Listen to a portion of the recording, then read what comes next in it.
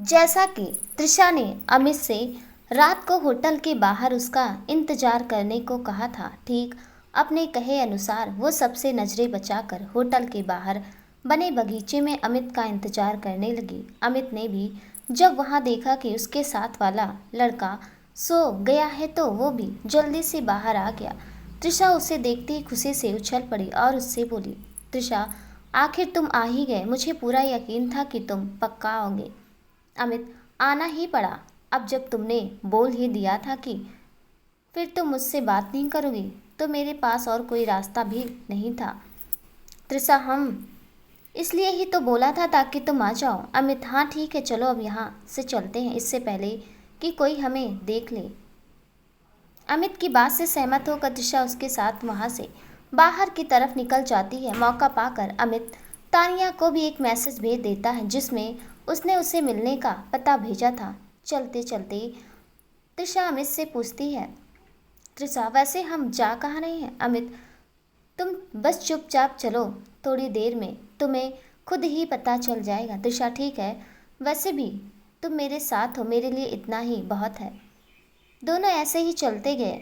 पूरे रास्ते त्रिशा ही बोलती रही। अमित तो बस उसकी बातों पर हाँ हूँ किए जा रहा था। कुछ देर बाद अमित एक जगह पर जाकर रुक गया तो त्रिशा ने उसे सवालिया नज़रों से देखते हुए पूछा, त्रिशा, क्या हुआ, तुम यहाँ क्यों रुक गए? अमित त्रिशा को पीछे देखने का इशारा करते हुए, क्योंकि हम अपनी मंजिल पर पहुँच गए हैं।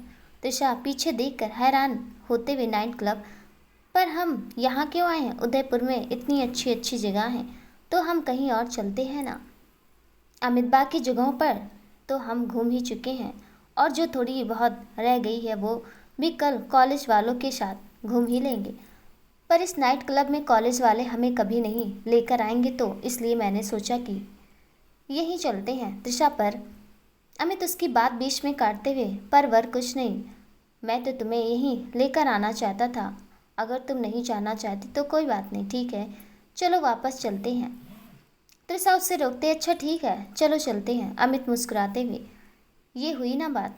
फिर अमित और त्रिशा एंट्री लेकर वहाँ से अंदर की तरफ चले जाते हैं। अंदर एक तरफ बार काउंटर होता है जहाँ पर बैठे लोग शराब, बियर और जूस पी रहे होते हैं। दूसरी तरफ कुछ जगह पर सोफे लगे होते हैं जहाँ पर लोग बैठे होते हैं और बीच में डांस फ्लोर पर कुछ लोग डांस कर रहे होते हैं। त्रिशा को यहाँ थोड़ा अजीब लग रहा था, पर अमित की जिद के कारण आगे वह कुछ कर भी नहीं सकती थी, इसलिए वह भी चुप थी। अमित त्रिशा को बार काउंटर की तरफ ले गया। जैसे त्रिशा वहाँ गई तो उसने अमित से कहा, त्रिशा, अमित तुम मुझे इस तरफ क्यों लाए हो? मैं शराब नहीं पीती। अमित, मैंने कब कहा कि तुम शराब पियो? तुम बियर भी तो पी सकती हो ना। त्रिशा, पर मुझे बियर भी नहीं चाहिए। अमित, अच्छा ठीक है बाबा, बियर भी मत पियो, पर जूस तो पी ही सकती हो ना मेरे साथ। त्रिशा मुस्कुराते, फिर अमित उन दोनों के लिए जूस ऑर्डर कर देता है। जैसे ही त्रिशा ने अमित के हाथ से जूस पकड़ने के लिए अपना हाथ आगे बढ़ाया तो अमित ने बड़ी चालाकी से जूस वाला गिलास त्रिशा के कपड़ों पर गिरा दिया, जिससे त्रिशा के कपड़े खराब हो गए। त्रिशा को उस पर शक ना हो इसलिए वो जल्दी से बोला, अमित, क्या यार, तुमसे एक गिलास भी ढंग से नहीं संभाला गया। त्रिशा, वो मेरा ध्यान नहीं रहा, तुमने कब गिलास छोड़ दिया?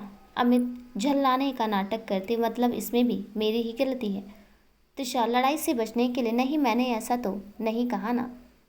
अमित, चलो छोड़ो इस बात को, पहले वॉशरूम में जाकर अपने कपड़े साफ कर लो वरना दाग पड़ जाएंगे। अमित की बात सुनकर त्रिशा जल्दी से वॉशरूम की तरफ चली जाती है। उसके जाते ही अमित के होठों पर कुटिल मुस्कान फैल जाती है और वो वेटर को एक 500 का नोट दिखाते हुए कहता है, अमित, ये नोट तुम्हारा हो सकता है अगर तुम मेरा एक काम करोगे। वेटर सवालिया नज़रों से, क्या काम करना है? अमित, अभी जो लड़की यहाँ से गई है उसके जूस में तुम्हें शराब मिलानी है और तब तक उसे ऐसे ही जूस पिलाना है जब तक वो पूरी तरह से नशे में चूर नहीं हो जाती। वेटर, काम तो आपका हो जाएगा, पर अमित, पर क्या? वेटर शैतानी मुस्कुराहट के साथ, इस एक नोट से मेरा कुछ नहीं होगा, अगर आपको ये काम करवाना है तो एक नोट और लगेगा। अमित मुस्कुराते हुए, तो तुम कुछ ज़्यादा ही लालची निकले। वेटर, क्या करें साहब, इस पापी पेट के लिए सब करना ही पड़ता है। अमित हंसते हुए, अच्छा, जो डायलॉग मैं दूसरों के आगे चिपकाता हूँ वही तुम मुझे चिपका रहे हो। चलो आज तुम्हारा दिन है तो ठीक है, जी लो अपनी ज़िंदगी। उसे एक नोट और पकड़ाते हुए, पर हाँ जो बोला है वो हो जाना चाहिए। वेटर दोनों नोट अपनी जेब में रखते हुए, आप चिंता मत कीजिए साहब, समझिए आपका काम हो गया। तभी तृषा वहाँ आ जाती है और वो अमित के पास बैठ जाती है।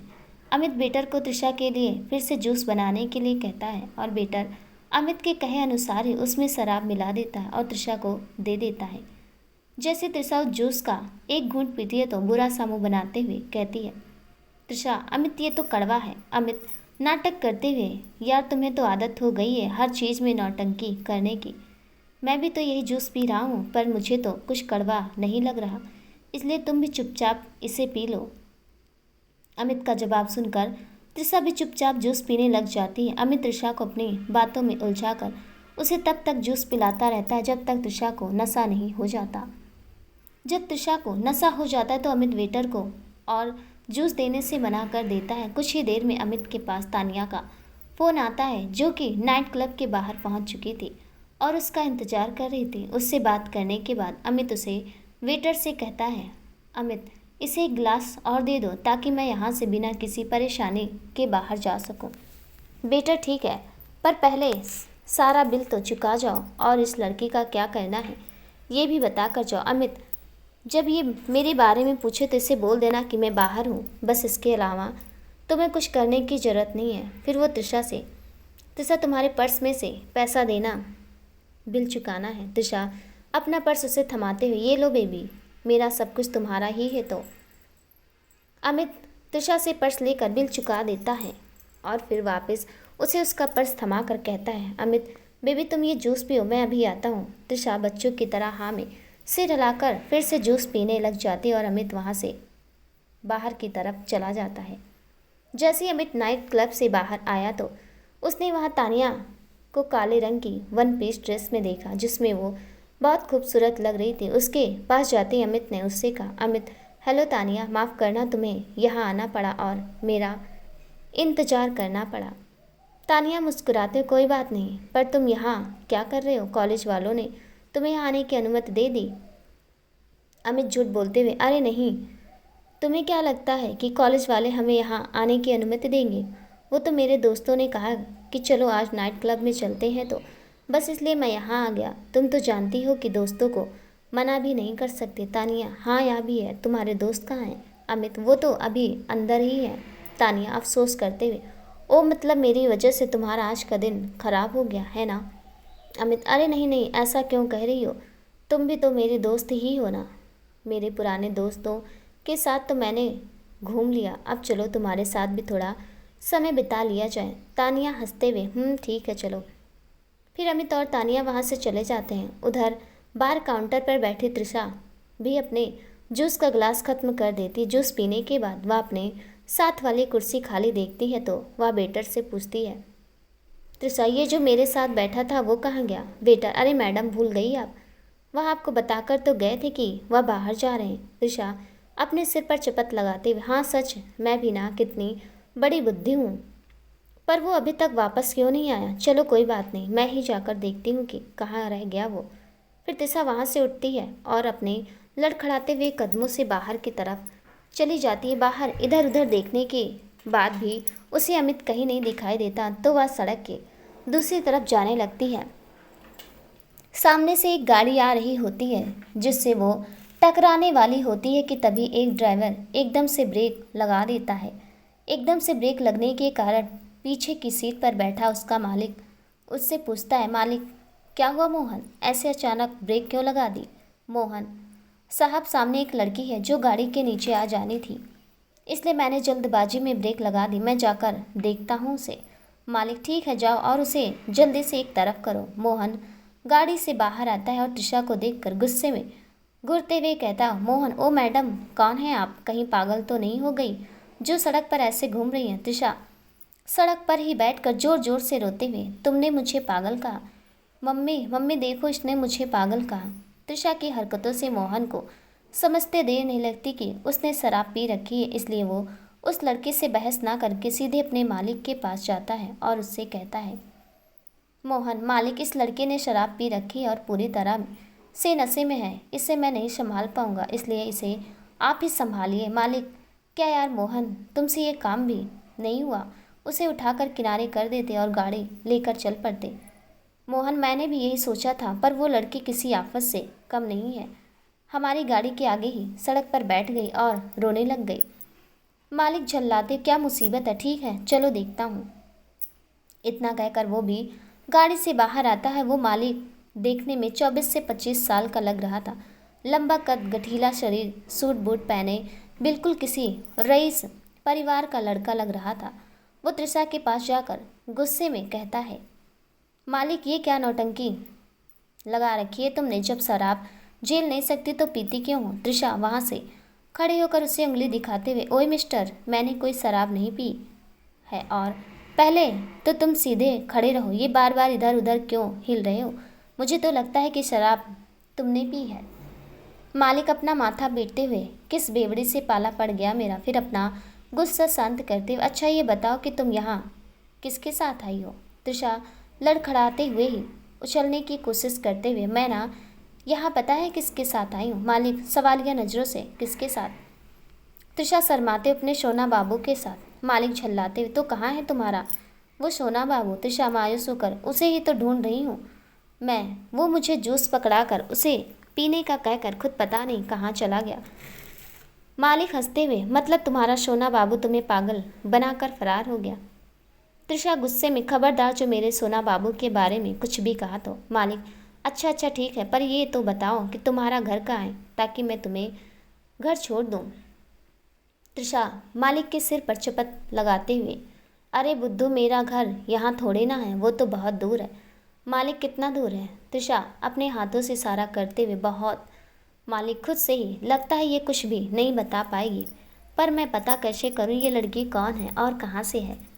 तभी उसकी नज़र सामने नाइट क्लब पर पड़ती है, जो उसे एक उम्मीद की किरण मिलती है। वो लड़का मोहन को वहीं रुकने का इशारा करके त्रिशा को अपने साथ लेकर उस नाइट क्लब के अंदर चला जाता और जाते ही एक वेटर को जल्दी से मैनेजर को बुलाने के लिए कहता है। उसकी रौबदार आवाज़ सुनकर वो वेटर डर जाता है और जल्दी से मैनेजर को वहाँ बुला लाता है।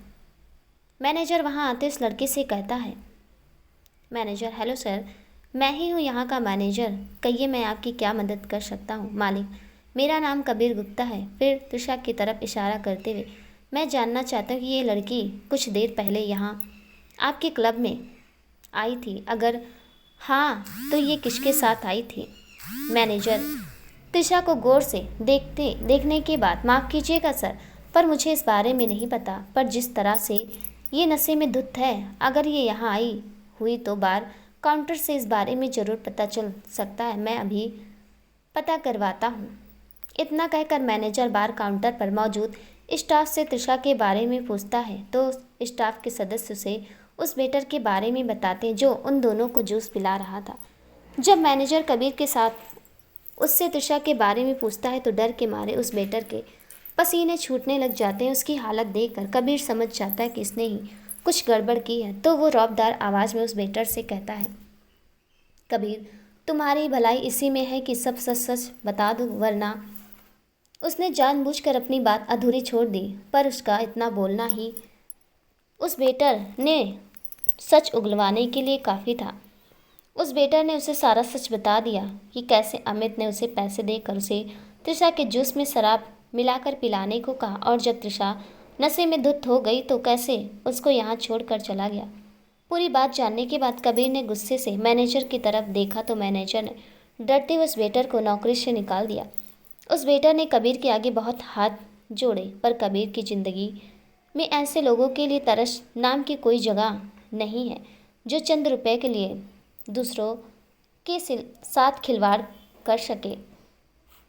उस वेटर को उसकी सज़ा दिलाने के बाद कबीर सोचने लगा कि वो त्रिशा का क्या करे, क्योंकि ना तो उसे उसका नाम पता था और ना ही ये पता था कि वो रहती कहाँ है। त्रिशा इस हालत में कबीर उसे अकेला छोड़कर नहीं जा सकता था, इसलिए उसने उसे अपने साथ ही ले जाने का सोचा और इसलिए उसने उसे अपने साथ चलने को कहा। पर त्रिशा का नशा इतना बढ़ गया था कि उससे चला भी नहीं जा रहा था। उसकी ऐसी हालत देखकर कबीर ने उसे अपनी गोद में उठाकर बाहर ले जाने का सोचा तो त्रिशा उसे आंखें दिखाते हुए बोली, तिसा मुझे हाथ लगाने की सोचना भी मत। मुझे सिर्फ मेरा सोना बाबू ही गोद में उठा सकता है। कबीर उसे तंज कसते हुए, हाँ, तुम्हारे उसी सोना बाबू के कारण ही तुम ये बेवड़ी बनकर घूम रही हो और मुझे भी कोई शौक नहीं है तुम्हें उठाने का, पर फिलहाल मजबूरी है। तिसा, ना, मैं तो खुद जाऊंगी। कबीर अपने हाथ बांधते हुए, अच्छा तो ठीक है, फिर चलो। जैसे त्रिसा एक कदम आगे बढ़ाते तो लड़खड़ाते हुए नीचे गिर जाती है। उसे नीचे गिरे देखकर कबीर हंसते हुए कहता, कबीर, तुम्हें कार में जाकर बैठना था, ना कि यहाँ जमीन पर। त्रिशा उसे घूरते, शर्म नहीं आती? एक बेचारी मासूम सी लड़की नीचे गिर गई और तुम मदद करने की जगह दांत दिखा रहे हो। कबीर, अभी कुछ देर पहले उसी मासूम सी लड़की ने कहा था कि मुझे तो सिर्फ मेरा सोना बाबू ही हाथ लगा सकता है, तो बुलाओ अब उसे ही। त्रिशा मुँह बनाते हुए, पता नहीं वो कहाँ गया। कबीर उससे और कुछ ज़्यादा नहीं सही नहीं समझता, इसलिए वो त्रिशा को अपने हाथ पकड़ाकर उठा लेता है और उसके बाद उसे अपनी गोद में उठाकर बाहर की तरफ लेकर चल देता। जैसे ही कबीर ने त्रिशा को गोद में उठाया, त्रिशा ने उस पर मुक्कों की बरसात कर दी और उसे घूरते हुए कहने लगी, त्रिशा, मैंने तुम्हें सिर्फ ज़मीन से उठाने के लिए कहा था, ना कि मुझे अपनी गोद में उठाने के लिए। चलो, मुझे छोड़ो। कबीर चिढ़ते हुए, मुझे तुम्हारी तरह यहाँ रात गुजारने का कोई शौक नहीं है। अगर तुम्हारे भरोसे रहता तो तुम तो पहुँच गई थी बाहर, इसलिए अपना मुंह बंद रखो और जो मैं कर रहा हूँ मुझे करने दो। त्रिशा उसके चेहरे पर उंगली घुमाते हुए, सिर्फ चेहरा सुंदर होने से कुछ नहीं होता, इंसान की जुबान भी सुंदर होनी चाहिए, और तुम्हारी जुबान तो बिल्कुल बेकार है, एकदम खड़ूस हो तुम। कबीर, शुक्र मनाओ कि तुम्हें मुझ जैसा खड़ूस तो मिल गया यहाँ, वरना जो तुम्हारे सोना बाबू ने तुम्हारे साथ किया है ना, उसके बाद यहीं भटकती रहती रात भर। त्रिशा, तुम्हें कितनी बार बोला है कि मेरे सोना बाबू के बारे में कुछ मत बोलो। कबीर, ठीक है देवी, कुछ भी नहीं बोलता, और तुम भी अपना मुंह बंद ही रखो। कबीर की बात सुनकर त्रिशा अपने होठों पर उंगली रख लेती है और चुप हो जाती है। कबीर जैसे उसे ऐसे देखता है तो वो धीरे से मुस्कुरा देता है और फिर उसे ले जाकर अपनी कार में बिठा देता है और मोहन को वहाँ से चलने के लिए कहता है। जैसे त्रिशा देखती है कि वह उसे अपने साथ लेकर जा रहा है तो वह एकदम से उसके करीब आते हुए उससे कहती है, त्रिशा, तुम मुझे कहाँ लेकर जा रहे हो? कहीं तुम मुझे अपहरण तो नहीं कर रहे ना? अगर तुम ऐसा कुछ करने की सोच रहे हो तो सोचना भी मत। अगर मेरी दादी को पता चला ना तो वो तुम्हें छोड़ेंगी नहीं। फिर मत कहना कि मैंने तुम्हें बताया नहीं। कबीर उसे उसकी जगह पर सही से बिठाते हो। अच्छा, तुम्हारी दादी तुमसे इतना प्यार करती हैं? त्रिशा, कहाँ, वो तो खुद से प्यार करती हैं, इसलिए तो वो मुझे बचा कर ले आएंगी। कबीर हैरानी से, मतलब? त्रिशा उसके सर पर चपत लगाते, अरे बुद्धू, तुम्हें इतना भी नहीं पता कि मेरी दादी का मुझसे लड़े बिना खाना हजम नहीं होता। तो अगर उन्होंने मुझे नहीं बचाया तो बेचारी मेरी दादी का खाना कैसे हजम होगा? तुम भी ना बिल्कुल ही बुद्धू हो। कबीर उसके आगे हाथ जोड़ते हुए, हाँ, बहुत बड़ी गलती हो गई मुझसे, पर अब से याद रखूँगा, ठीक है? त्रिशा मुस्कुराते, या हुई ना अच्छे बच्चों वाली बात। कबीर, अच्छा, तुम्हारा नाम क्या है? त्रिशा कुछ सोचते हुए, कैंची। कबीर हैरानी से, ये कैसा नाम है? त्रिशा, यह नाम मुझे मेरी दादी ने दिया है। वो कहती है कि तेरी जुबान बिल्कुल कैंची की तरह चलती है, तो उन्होंने मेरा नाम कैंची ही रख दिया। कबीर, हाँ, बिल्कुल सही नाम रखा है उन्होंने तुम्हारा। त्रिशा मुँह बनाते हुए, मतलब तुम्हें भी लगता है कि मेरी जुबान कैंची की तरह चलती है? कबीर हंसते हुए, क्यों, तुम्हें कोई शक है क्या? त्रिशा नाक सिकोड़ते हुए, ठीक है, अब मैं बोलूँगी ही नहीं। ये कहकर त्रिशा अपने मुंह पर उंगली रख लेती है और अपनी सीट पर पीछे की तरफ से टिकाकर अपनी आंखें बंद कर लेती है। कुछ ही देर में उसे नींद आ जाती है। कबीर जब त्रिशा को सोते देखता है तो वह चैन की सांस लेता है। कबीर को ऐसे देखकर मोहन हंसते हुए उससे कहता है, मोहन साहब, वैसे मानना पड़ेगा इस लड़की को, पहली बार मैंने ऐसी किसी लड़की को देखा है जिसने आपकी भी नाक में दम कर दिया। कबीर, सही कहा मोहन तुमने। मोहन, अच्छा साहब, इस लड़की को कहाँ छोड़ना है? कबीर, इसे अपने साथ ही लेकर जाना होगा, क्योंकि ना तो हमें इसका नाम पता है और ना ही ये पता है कि ये रहती कहाँ है, और जैसे इसकी हालत है इसे अकेले छोड़ भी नहीं सकते। मोहन जी साहब, ठीक कह रहे हैं आप। इसके बाद मोहन चुप हो जाता है और चुपचाप गाड़ी अपनी मंजिल की तरफ बढ़ाता रहता है। उधर अमित और तानिया भी एक रेस्तरां में चले जाते हैं। अमित बात की शुरुआत करते हुए कहता है, अमित, तानिया तुम भी यहाँ घूमने आई थी या किसी काम से? तानिया, मैं भी घूमने ही आई थी अपने दोस्तों के साथ। सोचा कि ये कॉलेज का आखिरी साल है तो चलो थोड़ा घूम आए। अमित, वाह, तुम्हारा भी कॉलेज का आखिरी साल है? तानिया, मतलब तुम्हारा भी? अमित मुस्कुराते हुए, हाँ, तभी तो हम इस टूर पर आए हैं। तानिया, अच्छा, वैसे कहाँ से हो तुम? अमित, उदयपुर। तानिया हैरानी से, क्या? अमित, हाँ, पर तुम इतना हैरान क्यों हो रही हो? तानिया, क्योंकि मैं भी वहीं से हूँ। अमित हैरानी से, सच में क्या? तानिया, देखा, तुम भी मेरी तरह हैरान हो गए ना? अमित, हाँ यार, सच में। वैसे देख लो, जिसने यहाँ मिलना होता है वो वहीं मिलता है। हम दोनों एक ही शहर से हैं पर कभी नहीं मिले और इस अनजान शहर में कैसे झट से मिल गए। तानिया मुस्कुराती, ये तो बिल्कुल सही कहा तुमने। अमित, पर तुम हमारे इस इतने बढ़िया शहर को छोड़कर कहीं और घूमने क्यों आई? तानिया, ऐसा नियम कहाँ बना है जो सुंदर से शहर में रहता है वो कहीं और घूमने नहीं जा सकता? उदयपुर तो हमारे घर जैसा ही तो है, बहुत घूम लिया, इसलिए इस बार अलग जगह घूमने आई। अमित मुस्कुराते, ये बात भी सही है। दोनों ऐसी बातें करते रहते और बातों ही बातों में अमित को पता चलता है कि Tania Singhania group of association के मालिक की इकलौती बेटी है। अब इससे ज़्यादा अमित को क्या चाहिए था? अगर वो त्रिशा से शादी करता तो उसे उसकी जायदाद त्रिशा के भाई के साथ भी बांटनी पड़ती, पर तानिया के साथ रहने का पर तो ऐसे कोई झंझट ही नहीं थी।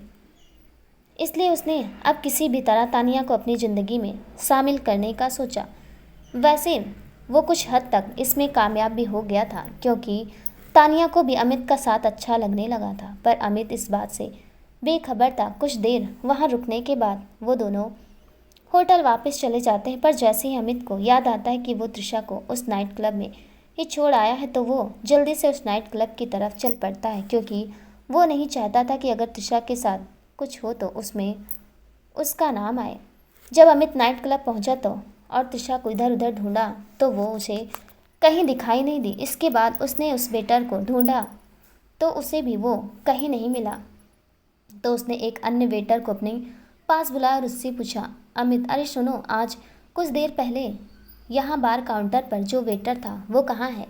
वेटर साहब, उसे तो कुछ देर पहले ही काम से निकाल दिया गया है। अमित हैरानी से, क्यों? वो वेटर अमित को पूरी बात बता देता है कि कैसे उसने किसी के कहने पर एक लड़की के जूस में शराब मिलाकर पिला दी और कैसे उस लड़की के साथ आए एक रौबदार आदमी ने उसे काम से निकलवा दिया। पूरी बात जानने के बाद तो अमित के लिए धूप निकलना भी मुश्किल हो गया। उसने घबराते हुए पूछा, अमित, उसने ये सब किसके कहने पर किया था, कुछ पता चला? और वो लड़की कहाँ है अब? वेटर, नहीं साहब, उस वेटर को उसका नाम नहीं पता था और उस मैडम को तो वो आदमी अपने साथ ही ले गया। अमित किसी तरह मुस्कुराते उसे धन्यवाद कहता है और जल्दी से नाइट क्लब से बाहर निकल आता है और एक जगह बैठकर अपना सिर पकड़कर खुद से ही बड़बड़ाने लगता है, अमित, ये मैंने क्या कर दिया? अब मैं कैसे पता करूं कि त्रिशा कहाँ है? और अगर उसे कुछ हो गया तो मैं क्या करूँगा? अगर सबको पता चल गया कि ये सब मेरे कारण ही हुआ है तो क्या होगा? मेरी तो ज़िंदगी ही तबाह हो जाएगी। नहीं नहीं, मैं ऐसा नहीं होने दे सकता। ये बात किसी को भी पता नहीं चलनी चाहिए कि त्रिशा के साथ ये सब मैंने ही किया है। पहले चुपचाप होटल में वापस जाता हूँ और ऐसे दिखाता हूँ कि मैं तो कहीं गया ही नहीं। हाँ, यही ठीक रहेगा।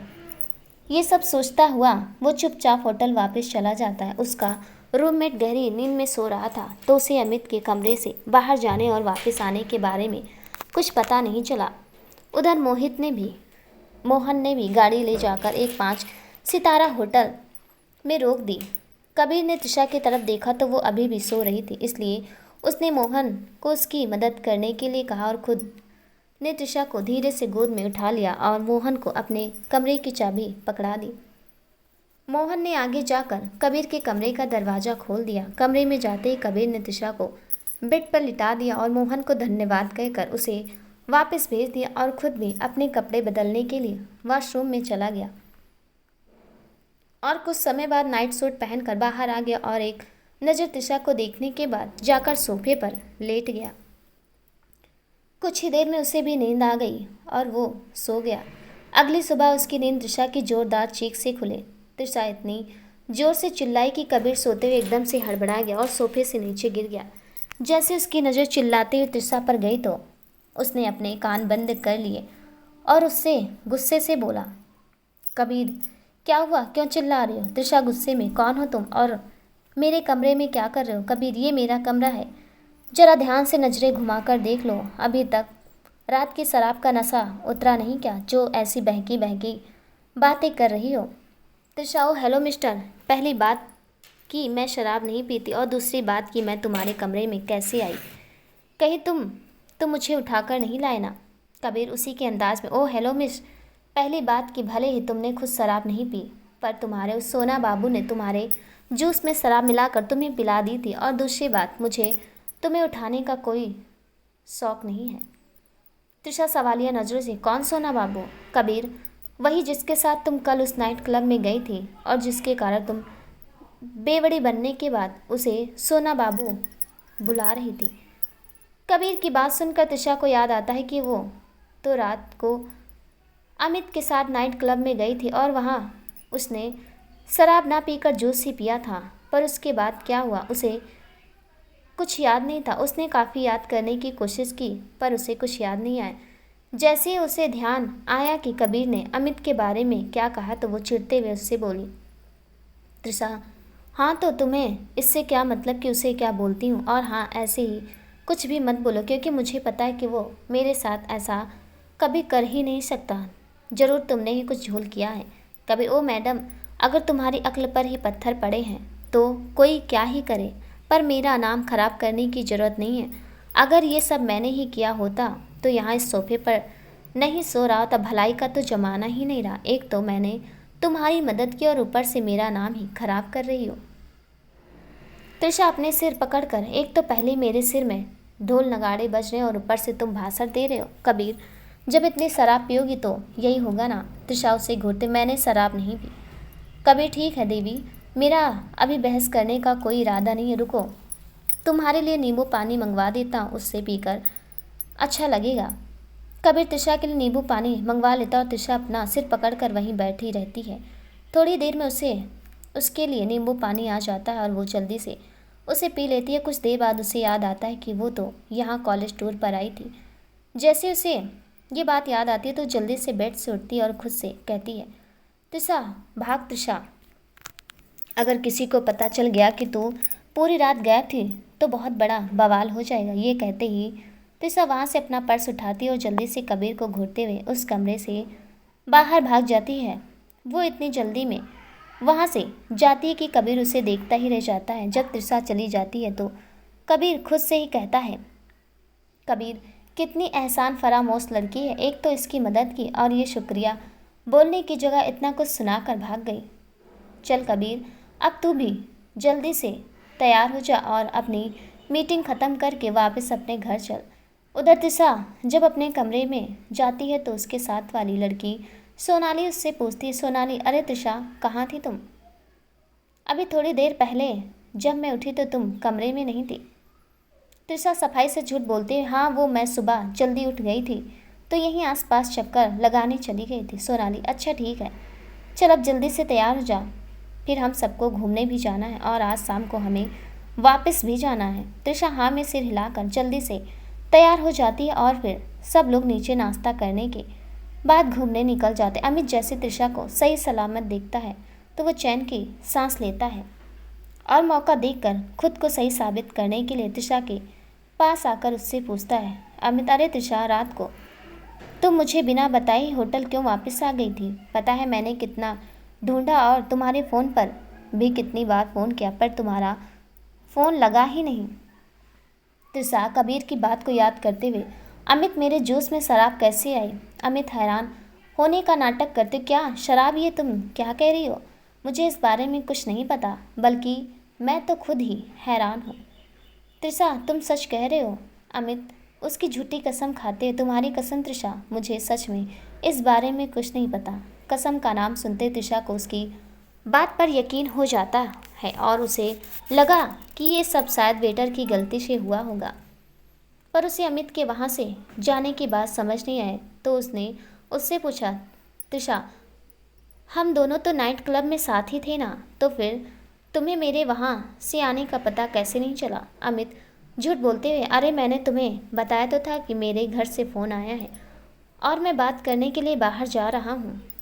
त्रिशा ने अपने दिमाग पर जोर डाला पर उसे कुछ भी याद नहीं आया, इसलिए उसने एक पहेली के बारे में कबीर से ही पूछने का सोचा, पर वो तो उसका नाम और पता कुछ भी नहीं जानती थी। उसके पास फिलहाल के लिए इस बात को नज़रअंदाज करने के अलावा और कोई रास्ता नहीं था।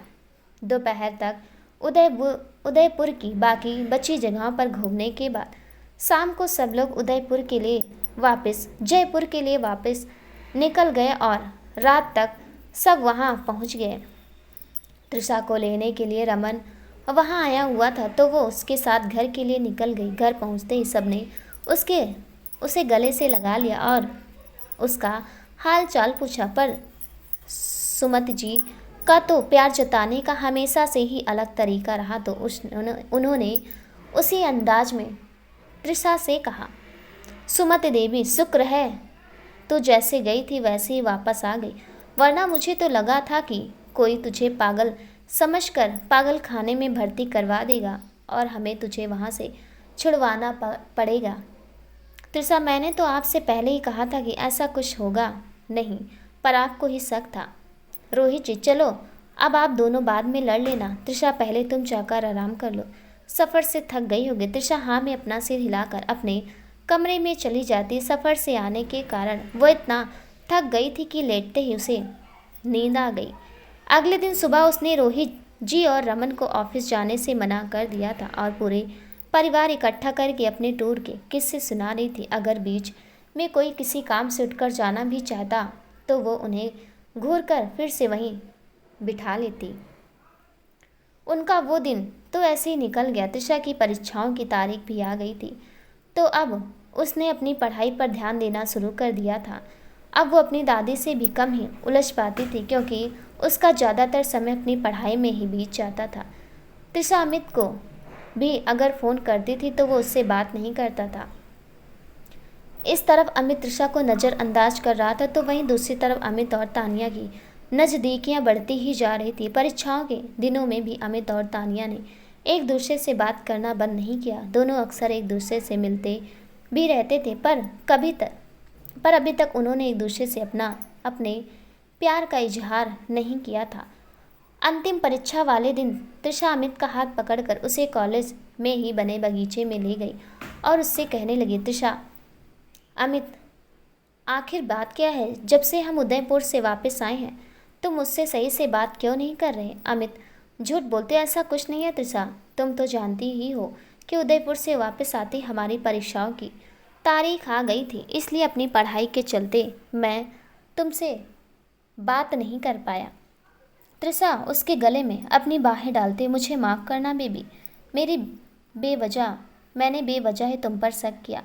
अमित उसकी बाहों को अपने गले से हटाते हुए, कोई बात नहीं, चलो अब घर चलते हैं। त्रिशा, इतनी भी क्या जल्दी है? आज तो हमारी परीक्षाएं भी खत्म हो गई है तो थोड़ी देर रुको ना। चलो अब हम अपने भविष्य का विचार करते हैं। अमित सवालिया नज़रों से, भविष्य की किस बात पर विचार करना है तुम्हें? त्रिशा उसके सिर पर चबत लगाते हुए, अरे बुद्धू, हमारी शादी की बात। और कौन सी बात? अमित उसे घूरते हुए, तुम्हें हर पल हमारी शादी के अलावा कोई और बात नहीं सोचती क्या? त्रिशा शर्माते, नहीं, और वैसे भी अब तो हमारी पढ़ाई भी पूरी हो गई है तो हमने तय किया है कि पढ़ाई पूरी होते ही हम शादी कर लेंगे। मैं तो कहती हूँ कि चलो अभी भाग चलते हैं। अमित, तुम पागल हो गई हो क्या? ये कोई गुड्डा गुड्डी का खेल नहीं है, खेल है क्या जो भाग चलते हैं? अभी तो हमारे पास कोई नौकरी भी नहीं है। त्रिशा मुंह बनाते, तुम्हारे तो बहाने तैयार ही रहते हैं। ठीक है, तुम्हारे पास तब तक का समय है जब तक मेरे घर वाले मेरी शादी की बात नहीं करते, पर जिस दिन ऐसा हुआ मैं घर से भाग आऊँगी और तब तुम्हें मुझसे शादी करनी ही पड़ेगी।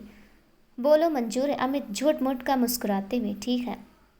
अमित की बात सुनकर त्रिशा इतनी खुश हो जाती कि उसे गले से लगा लेती है। जैसे ही अमित त्रिशा को गले लगे हुए सामने की तरफ देखता तो सामने तानिया को देखकर हैरान रह जाता है। तानिया अपने हाथ बांधे गुस्से से अमित की तरफ देख रही थी। जैसे ही उसने देखा कि अमित ने भी उसे देख लिया है तो वो गुस्से से पैर पटकते हुए यहाँ से जाने लगी। उसे इस तरह से जाते देख अमित जल्दी से त्रिशा से अलग हुआ और उसके बाद में बात करने का कहकर जल्दी से तानिया के पीछे जाने लगा।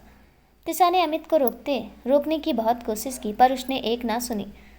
जब तक वो तानिया के पास पहुंचा, तानिया अपनी गाड़ी के पास पहुंच चुकी थी। अमित ने उसका हाथ पकड़कर उसे रोकते हुए कहा, अमित, तानिया एक बार मेरी बात तो सुन लो। तानिया गुस्से में, क्या बात सुनूं तुम्हारी? यही कि इतने समय से तुम मीठी मीठी बातें करके मुझे बेवकूफ़ बना रहे थे। मैंने सोचा कि आज तुम्हारा आखिरी पेपर है तो तुम्हें कॉलेज में जाकर चौंका दूंगी, पर यहाँ तो तुमने ही मुझे चौंका दिया। अब तुम कान खोलकर सुन लो कि तुम्हारी उस गर्लफ्रेंड को तो मैं छोड़ूंगी नहीं, क्योंकि एक बार जो चीज़ मुझे पसंद आ गई उसे तो मेरा होना ही पड़ता है, चाहे उसके लिए मुझे जो मर्जी करना पड़े।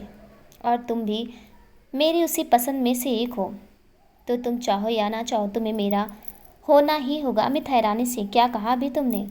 तुम मुझे पसंद करती हो, क्या ये सच है? तानिया गुस्से से, हाँ, और इसलिए अब तुम्हारे पास मुझसे दूर जाने का कोई रास्ता नहीं। अमित खुशी से उसे गले लगाते, अरे तुमसे दूर जाना ही किसे है, बल्कि मैं तो इस बात से बहुत खुश हूँ। तानिया हैरानी से, ये तुम क्या कह रहे हो? अगर ये सच है तो तुम उस लड़की के साथ क्या कर रहे थे? अमित, मैं तुम्हें सच बता तो दूँ, पर मुझे डर है कि कहीं सच जानने के बाद तुम मुझसे नफरत ना करने लग जाओ, और मैं तुम्हें खोना नहीं चाहता। तानिया, चाहे जो भी बात है तुम मुझे बता सकते हो, क्योंकि तुम मेरी जिद बन गए हो और मैं तुम्हें किसी भी कीमत पर खुद से दूर नहीं जाने दूंगी। अमित, दरअसल बात यह है कि मैं एक गरीब परिवार से हूँ और मुझे मेरे खर्चों के लिए कुछ ना कुछ तो करना ही पड़ता था ना।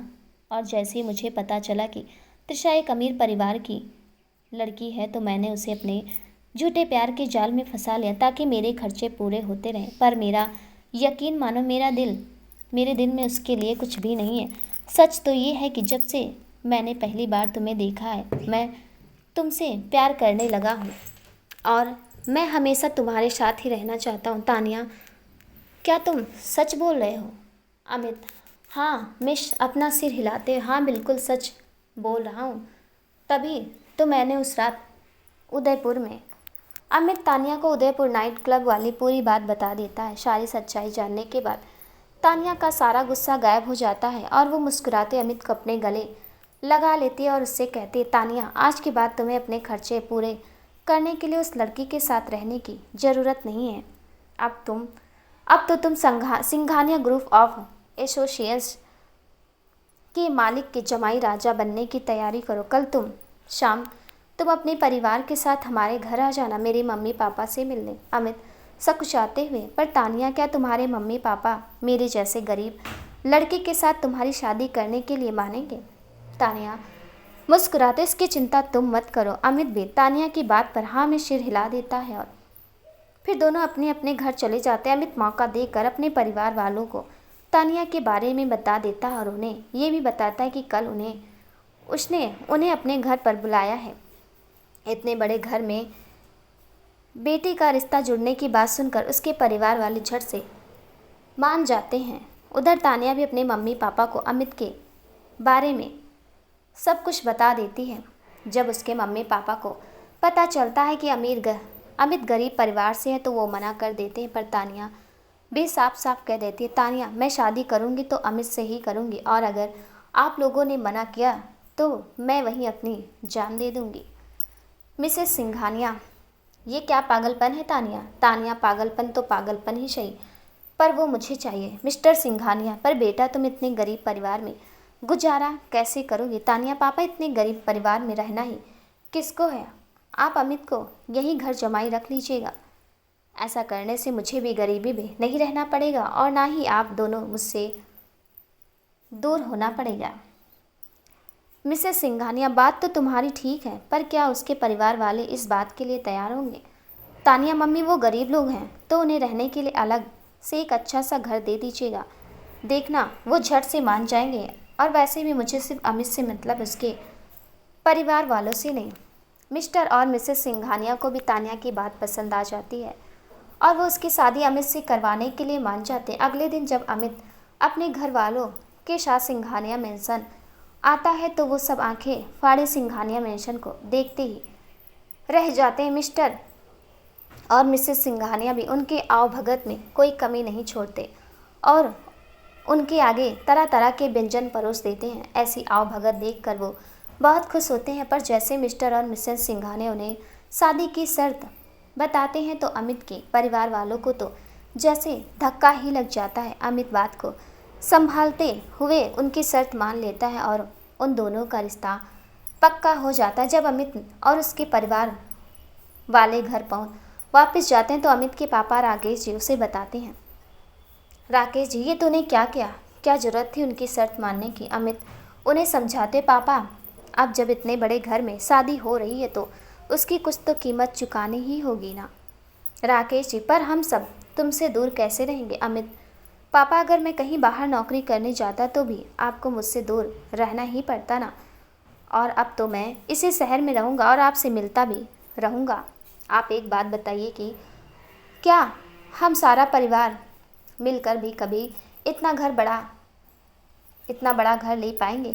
पर मेरी शादी तानिया से होने पर आपको भी रहने के लिए इतना बड़ा घर मिलेगा और इसके साथ हमारी धन दौलत की कमी भी दूर हो जाएगी। अमित की बात सुनकर राकेश जी अपनी पत्नी और बेटी की तरफ देखते हैं तो वो दोनों भी सहमति में अपना सिर हिला देती हैं। उन दोनों की सहमति पाकर राकेश जी भी इस शादी के लिए अपनी सहमति दे देते हैं। सबकी सहमति पाकर अमित बहुत खुश होता है। जब ये बात तानिया को पता चलती है तो वो भी बहुत खुश होती है। उन दोनों की शादी का मुहूर्त 1 महीने बाद का निकलता है और तब तक के लिए अमित को भी उसके परिवार के साथ ही नए घर में शिफ्ट करवा दिया जाता है, जहां उनकी सुख सुविधा की हर चीज़ मौजूद थी। जब से अमित और तानिया का रिश्ता तय हुआ था उसने त्रिशा से बात करना बिल्कुल ही कम कर दिया था। वो अभी भी तानिया से छुप छुप कर त्रिशा से थोड़ी बहुत बात कर लेता था और मौका पाकर उससे रुपए भी ऐंठ लेता था। ऐसे ही समय पंख लगाकर उड़ रहा था कि एक दिन त्रिशा के लिए एक नामी गिरामी बिजनेसमैन के बेटे का रिश्ता आया। वो लोग दौलत के साथ साथ अच्छे दिल के भी धनी थे तो त्रिशा के परिवार वालों को इस रिश्ते से कोई एतराज नहीं था। त्रिशा के पूरे परिवार ने एक दूसरे को अपनी सहमति दे दी। बस अब बाकी था तो सिर्फ त्रिशा की सहमति मांगना। त्रिशा से बात करने के लिए सबने आज रात के खाने के बाद का वक्त चुना। खाना खाने के बाद जब सब कुछ देर बातें करने के लिए बैठे तो मौका देकर सुमंत जी ने कहा, सुमंत देवी, बेटियां भी कितनी जल्दी बड़ी हो जाती हैं ना, कुछ पता ही नहीं चलता। अब त्रिशा को ही ले लो, कल तक हमारी छोटी सी गुड़िया थी और आज इतनी बड़ी हो गई है। त्रिशा तिरछी नज़रों से उन्हें घूरते हुए देखते हुए, ये आज आपके मुंह से तीखी बातों की जगह शहद क्यों टपक रहा है, कहीं आपकी तबीयत तो खराब नहीं है ना। सुमति देवी मुस्कुराते, मेरी तबीयत बिल्कुल ठीक है, मैंने सोचा कि अब से मैं तेरे साथ प्यार से ही बात किया करूँगी। त्रिशा अपनी आंखें सिकोड़ते हुए, और ये मेहरबानी क्यों कर रही हैं आप मेरे ऊपर। सुमति देवी, अब भाई कल को तो ससुराल चली जाएगी तो फिर मैं तुझसे लड़ नहीं सकूंगी ना, तो मैं अभी से आदत डाल रही हूँ। त्रिशा, आप तो ऐसे बोल रहे हो जैसे आपने मेरे लिए लड़का ढूंढ लिया है और कल ही मेरे हाथ पीले करके मुझे विदा करने वाली हैं। सुमति देवी उसका सिर सहलाते हुए, देख रहे हो रोहित और जानकी, अब तो हमारी बेटी समझदार भी हो गई है, कैसे झट से हमारे मन की बात जान गई। रोहित और जानकी जी एक साथ, जी माँ, सही कहा आपने। त्रिशा हैरानी से, ये आप लोग क्या खिचड़ी पका रहे हैं, कोई मुझे साफ साफ बताएगा। जानकी जी, मैं बताती हूँ बेटा, तेरे लिए एक बहुत अच्छे परिवार का रिश्ता आया है, बहुत ही भले लोग हैं, हम सबको ये रिश्ता मंजूर है, बस अब तू भी हाँ कर दे ताकि बात आगे बढ़ा सके। त्रिशा को तो जैसे अपने कानों पर विश्वास ही नहीं होता है कि उसके घर वालों ने उसकी पढ़ाई पूरी होते उसकी शादी का फैसला भी कर लिया, फिर भी उसे इस बात का जवाब तो देना ही पड़ा था। तो उसने उनसे कहा, त्रिशा, क्या आप लोगों को मुझे इस घर से निकालने की इतनी जल्दी है, जो अभी से मेरे लिए रिश्ते ढूंढने भी शुरू कर दिए। अगर आपको शादी करनी ही है तो भाई की कीजिए ना, वो तो मुझसे बड़े भी हैं। रोहित जी बेटा, ये तो कैसी बात करी, भला ऐसा कौन सा माँ बाप होगा जो अपनी ही बेटी को खुद से दूर करना चाहेगा। वो तो उन्होंने खुद सामने से रिश्ता भेजा है और हमें सब अच्छा लगा तो इसलिए हम तुमसे हाँ बोलने के लिए कह रहे हैं। और रही बात रमन की शादी की, तो उसके लिए भी हम लड़की देख रहे हैं। जब कोई अच्छी लड़की मिल गई तो हम उसकी शादी भी कर देंगे। त्रिशा, आपको कोई जल्दी नहीं है ना मेरी शादी की? तो ठीक है, फिर आपको इस रिश्ते के लिए मना कर दीजिए। मुझे ये रिश्ता मंजूर नहीं है सुमति देवी। पर दिक्कत क्या है त्रिशा? बस मुझे नहीं करनी ये शादी और ये मेरा अंतिम फैसला है। इतना कहकर त्रिशा उठकर अपने कमरे में जाने लगती है। जानकी जी उससे कहती हैं, जानकी जी बेटा, हम जानते कि हमने अचानक से तेरे सामने ये बात रख दी है, तो तुम्हें इस समय कैसा लग रहा होगा। पर बेटा, हमें कोई जल्दी नहीं है, इसलिए तुम आराम से सोच कर कोई फैसला ले। आज आराम से सोच लो, हम कल सुबह इस बारे में बात करेंगे। त्रिशा फिलहाल के लिए कुछ भी बोलना ठीक नहीं समझती और चुपचाप अपने कमरे में चली जाती। उसके जाने के बाद रमन अपने पापा से कहता है, रमन पापा, जिस तरह से त्रिशा गुस्सा होकर गई है, मुझे नहीं लगता कि वो अपना फैसला बदलेगी। रोहित जी, अब ये तो सुबह ही पता चलेगा। फिलहाल तो हम सब इंतज़ार ही कर सकते हैं। रात काफ़ी हो गई है, तो सब अपने अपने कमरे में जाकर सो जाओ। सुबह देखते हैं कि क्या होता है। रोहित जी की बात से सहमत होकर सब अपने अपने कमरे में चले जाते हैं। उधर अपने कमरे अपने रिश्ते की बात से त्रिशा को बहुत गुस्सा आ रहा था। वो अमित को फ़ोन करती, पर आज अमित और तानिया की शादी होने के कारण वो फ़ोन उठाता नहीं। त्रिशा ने काफ़ी बार अमित को फ़ोन लगाया, पर हर बार उसकी तरफ से कोई जवाब ना पाकर हताश होकर उसने अपना मोबाइल बेड पर फेंक दिया और खुद से ही बड़बड़ाने लगी। त्रिशा, ये सबको हो क्या गया है? इधर मेरे घर वाले मेरी शादी पता नहीं किससे करवाने पर तुले हैं, और उधर इस अमित को पता नहीं क्या हुआ है जो मेरा फ़ोन ही नहीं उठा रहा। मुझे तो कुछ समझ नहीं आ रहा कि मैं करूँ तो आखिर करूँ क्या। ये सब सोचते हुए त्रिशा बेड पर लेट गई और कुछ ही देर में उसे नींद आ गई।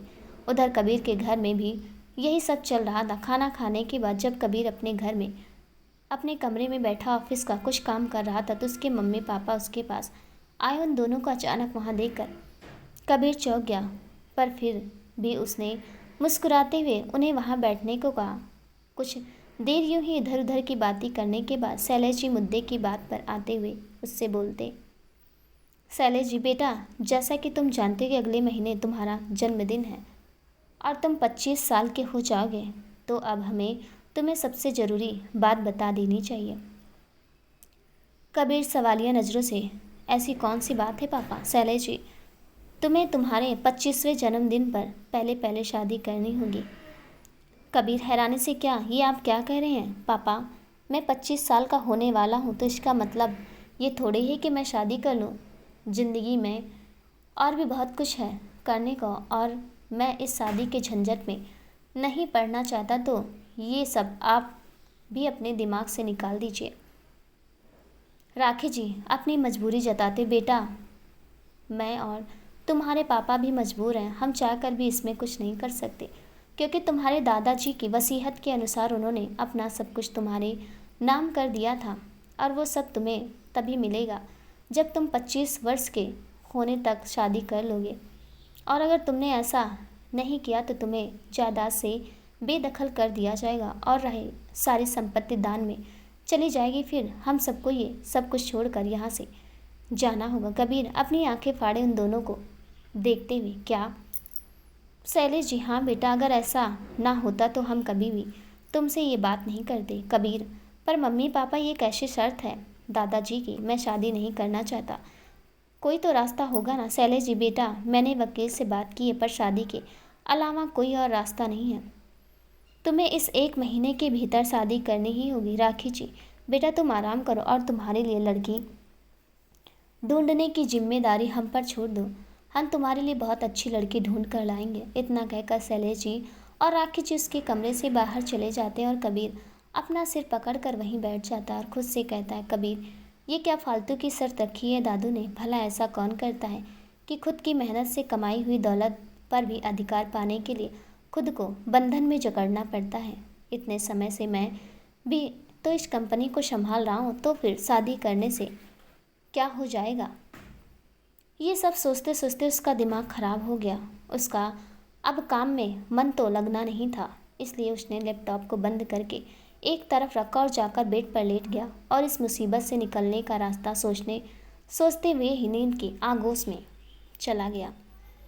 अगले दिन जब तृषा उठकर नीचे आई तो सबने साथ में मिलकर नाश्ता किया और फिर उम्मीद भरी नज़रों से तृषा की तरफ देखने लगे। जब तृषा ने सबको खुद की तरफ ऐसे देखते हुए पाया तो उसने सवालिया नज़रों से सबसे पूछा, तृषा क्या हुआ? आप सब मुझे ऐसे क्यों घूर रहे हैं? जानकी जी बेटा, तुमने क्या सोचा? तृषा किस बारे में? जानकी जी भूल गई क्या तुम? रात को हमने तुम्हें कुछ सोचने के लिए कहा था। तृषा, उसका जवाब तो जो मैंने रात को दिया था वही अब है। सुमति देवी, तुम्हें इस रिश्ते से दिक्कत क्या है? कहीं तुम्हारी ज़िंदगी में कोई और लड़का तो नहीं है? अगर तुमने अभी सही कारण नहीं बताए तो हम तुम्हारा रिश्ता हमारी पसंद के उसी लड़के से तय कर देंगे। तृषा झल्लाते हुए, ये क्या ज़बरदस्ती है? जब मैं कह रही हूँ कि मुझे उससे शादी नहीं करनी तो मतलब नहीं करनी। और हाँ, मेरी ज़िंदगी में कोई और लड़का है और मैं उसी से शादी करूँगी। जानकी जी हैरानी से, बेटा तुम मजाक कर रही हो ना? तृषा गंभीर होकर, नहीं माँ, यही सच है। तृषा की बात सुनकर सब हैरान हो जाते हैं और एक दूसरे का चेहरा देखने लगते हैं। तभी रोहित जी बात को संभालते हुए तृषा से कहते हैं, रोहित जी बेटा, कौन है लड़का और क्या करता है? तृषा, पापा वो मेरे साथ मेरे ही कॉलेज में पढ़ता है और फिलहाल नौकरी ढूंढ रहा है। सुमति देवी अपना माथा पीटते हुए, तेरी अक्ल क्या घास चरने गई थी जो ऐसा लड़का ढूंढा है? अरे अगर खुद कोई लड़का पसंद करना था तो कम से कम अपनी बराबरी का तो करती, ताकि हम इस बारे में सोच सकते। पर अब कान खोल कर सुन ले कि तेरी शादी हम ऐसे लड़के से बिल्कुल नहीं करेंगे। तो अगर लड़का बराबरी का नहीं है तो क्या उसे प्यार करने का हक नहीं है? और रही बात शादी की तो मैं उससे ही शादी करूंगी। सुमति देवी उसे समझाते हुए, तृषा तू समझती क्यों नहीं? रिश्ते ऐसे नहीं जुड़ते और मुझे पूरा विश्वास है कि वो लड़का अब तक तेरे साथ सिर्फ तेरी दौलत के लिए है। एक बार उसे कह कर देख कि तुझे इस घर से निकाल दिया गया है, फिर देखना वो कैसा है तेरा साथ छोड़ता है।